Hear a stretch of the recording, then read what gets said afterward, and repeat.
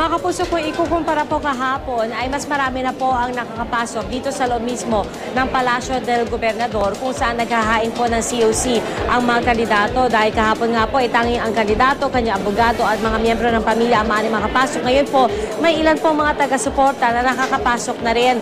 At gayon man, pagtitiyak naman ng polis ay nananatili pa rin mahigpit ang seguridad na ipinatutupad nila dito po sa paligid ng COMELEC. Kanina po nakita po natin na nakapaligid pa rin at nagpapatrolya ang mga miyembro ng PNP at nakabarikada pa rin itong main driveway papasok ng COMELEC. So hindi po maaaring pumasok ang mga sasakyan at magbaba o sumakay po ng mga pasahero dito sa tapat mismo ng entrance ng Palacio del Gobernador. Sa ngayon po, may mga K9 units din po na ipinapakalat sa paligid ng COMELEC at abot po sa mahigit 4 na po ang mga polis na nakadeploy dito sa paligid ng Palacio del Gobernador.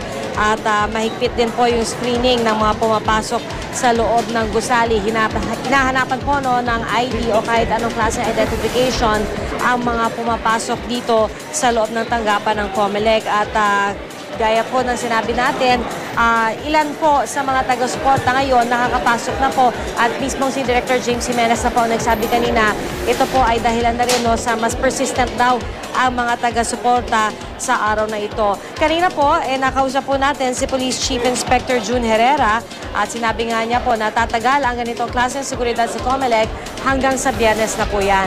Ito po't pakinggan natin ang kanyang panayam.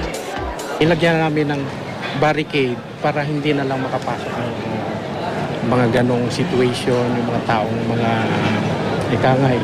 mga pasaway. So actually meron tayong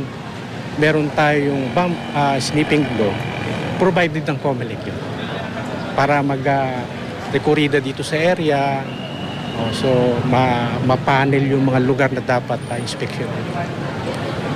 So far sa amin wala namang problema.